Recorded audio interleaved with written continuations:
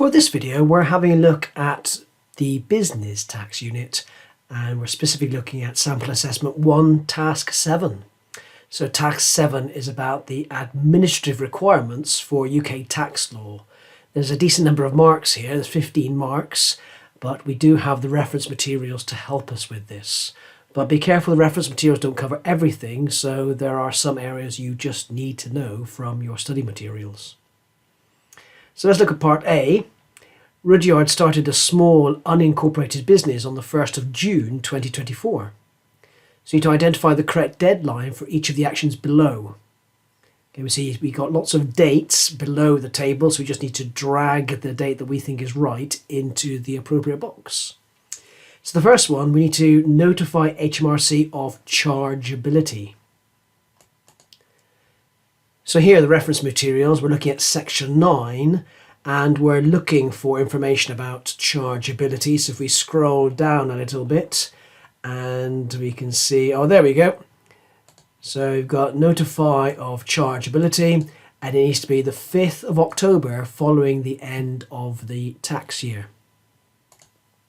So we saw in the question that our business started on the 1st of June 2024. And that falls into the 2024-25 tax year, which started on the 6th of April 2024 and finishes on the 5th of April 2025. So the reference materials told us that the deadline for notifying of chargeability is the 5th of October after the end of the tax year. So that would be the 5th of October 2025. So next then, when do they need to file a return online and when do they need to file a paper return? So if they're filing a return online, there's a bit more flexibility there. We've got a bit more time to do that. So again, we need to identify. So we start the business on the 1st of June 24.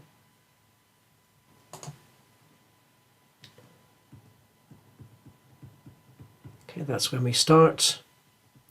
And that's within the 24-25 tax year.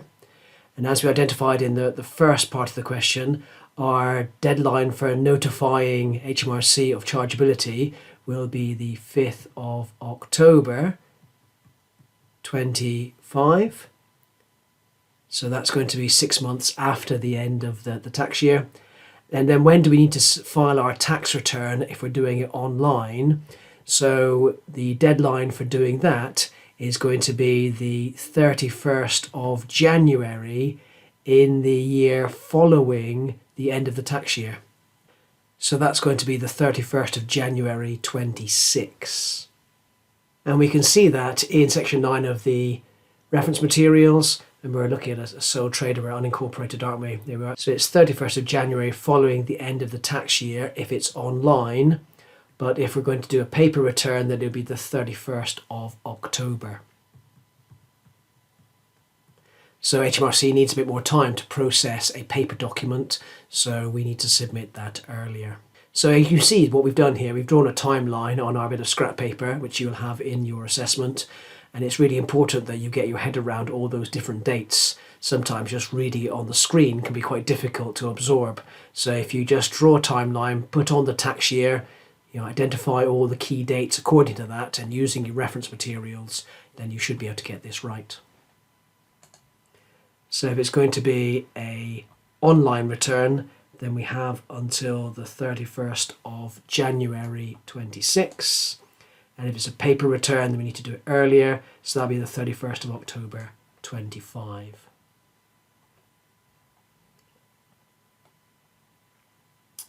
Okay, next then, Spencer has been trading for many years. He filed his 23-24 tax return and he paid the tax due of £900 on the 18th of August 2025. So calculate the penalty amounts that Spencer will have to pay as a result of his late filing. So looking in our reference materials, we can see that there is a £100 immediate penalty for filing late. Now in the question, they asked us to differentiate between fixed penalties, daily penalties, and then tax geared penalties. So the fixed penalty, that's the £100 for filing late. Okay, let's look at the daily penalty next. But the daily penalty depends on when we actually file a return.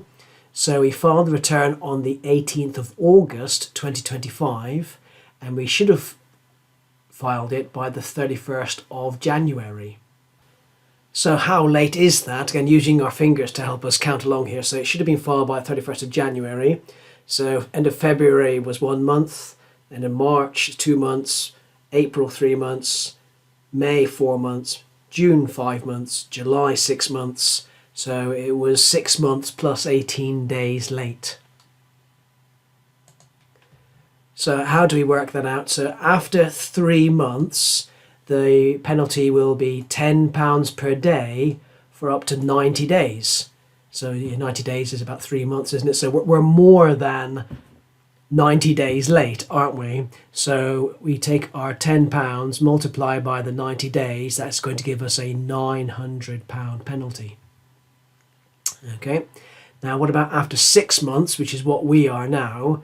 So it's going to be the higher of £300 or 5% of the tax due, whichever is greater. So our tax due, according to the question, is £900. So we need to work out what 5% of that is. So we have our £900 multiplied by 5% gives us £45. And remember, we need to choose the greater of 300 or 45, and the greater is going to be 300. Okay, the next category is after 12 months, which is not applicable for us because we're 6 months and 18 days late. So the total daily penalty is the £900. That's £10 per day. And then the tax geared penalty, that's the 5% of 900 or £300, whichever is greater. And in this case, £300 is the greater of the two numbers. And moving on then, part 2, complete the following statement. The latest date that HMRC can start an inquiry into Spencer's tax return for 23-24 is... Here we are in the reference materials again. So in terms of our inquiry, it needs to be within 12 months of the submission of the return. So when did we submit the return? We submitted the return on the 18th of August, and therefore the latest that they can start an inquiry will be the 17th of August, 1 year later in 2026. And then in part C, identify whether the following statements are true or false. So Company S has a tax liability of £4 million for the year ended 30th November 2024. It can choose to pay its liability either annually or in quarterly instalments. So here are the reference materials. So small companies, they need to make their payment within 9 months and 1 day after the end of the accounting period. So a small company is where we have the profits less than 1.5 million. So let's see if that applies in this case. Well, we're told that Company S has a tax liability of 4 million. So if its tax liability is 4 million, then the profits must be more than that, and therefore exceeding the 1.5 million. So it's not a small company, and therefore it's going to be a large company, so where annual profits are greater than 1.5 million. So what they need to do, they need to estimate the tax year liability, and they pay 25% of the estimate. And they'll do that in instalments on the 14th day of the 7th, 10th, 13th and 16th month from the start of the accounting period. Okay, so that's from the start of the accounting period rather than the end. So we're going to be paying some tax before the accounting period is finished. So yes, large companies will have to pay in instalments. Now let's go look at the statement again. So Company S had tax liability of 4 million. It can choose to pay its liability either annually or in quarterly instalments. Well, the answer is false. Yeah, paying annually isn't allowed. And even the quarterly instalments, well, that's not right either, because the timing of those months isn't every quarter. Let's look at the second one then. Company T has a tax liability of 230,000 for the year ended 31st January 25. The deadline for Company T to pay its tax is the 31st of January 26. So with a tax liability of 230,000, let's say 230 and divide by 25%, so which allows us to estimate that its profits were 920,000, which would make it a small company. And then the deadline is 9 months and 1 day after the end of the accounting period. So in the statement it says the deadline is 31st January 26, which is a whole year. So that's false, because it should be 9 months. And then finally, a large company with the same year end as a small company will pay its final installment of tax before the small company has paid any of its tax due if they both pay on the deadline dates. Okay, well, let's imagine then that we have a company with its first day is the 1st of January, and then its year end will be the 31st of December. So if it's a small company, it needs to pay its tax 9 months later. So that's going to be on the 1st of October. Then what about our large company? So it's got the same accounting period, hasn't it? But what it needs to do then is make its first instalment on the 14th day of the 7th month from the beginning. So it will make its first instalment on the 14th of July. And then the next will be on the 14th of October. And then it will be on the 14th of January. And then it will be on the 14th of April. So we can see that the final payment for the large company will be earlier than the small company has paid anything. So in this case, the answer is true. And then for part D of the question, identify the minimum penalty for each of the following errors.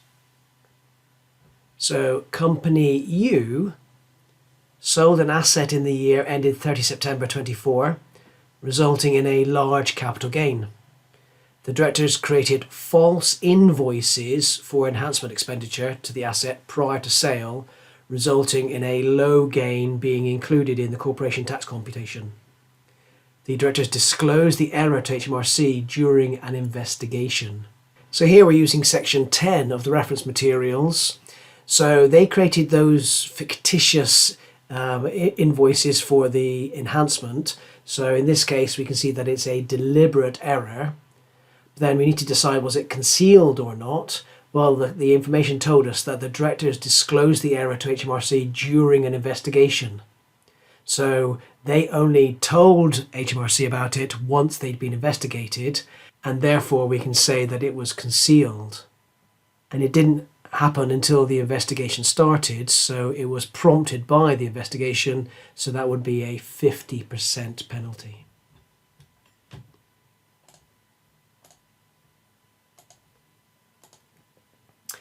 Next then, Company V did not include interest from an overseas bank account in its corporation tax computation, hoping that it would go unnoticed.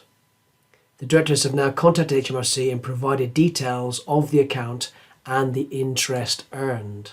So again, they deliberately hid this information from HMRC on their tax return. But in this case, they didn't wait for an investigation. So they just let HMRC know about it, so it wasn't concealed, and they told HMRC without needing to be told to tell them, so we have a 20% penalty.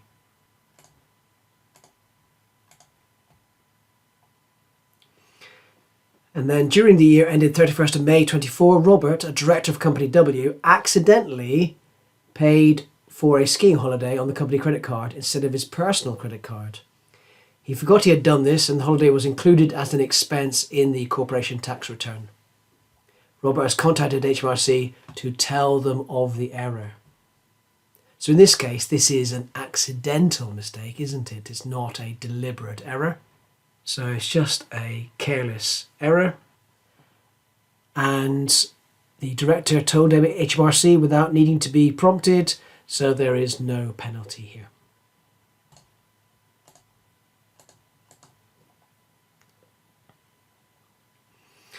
Next then, Company X prepares its accounts the 30th of April each year. Complete the following statement.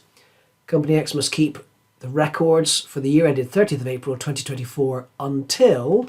So again, we're using the reference materials to help us, and this is section 9 now, and there's information about record retention. It's a company, and the company needs to retain records for 6 years. So 6 years would bring us to the 30th of April 2030. And then state the fixed penalty that will be incurred if Company X does not provide records during an HMRC inquiry. You do not need to consider any daily penalties. Again, the reference materials help us here. So a penalty for failure to produce inquiry documents is £300 plus 60 days per day, £60 per day. The question said ignore the daily amount, so the answer is going to be £300. So we can see there's quite a lot to do in this task, but the reference materials were really helpful for us to be able to deal with it. And remember, the reference materials have data for companies and data for unincorporated businesses. So make sure you're looking at the right column to find your answer.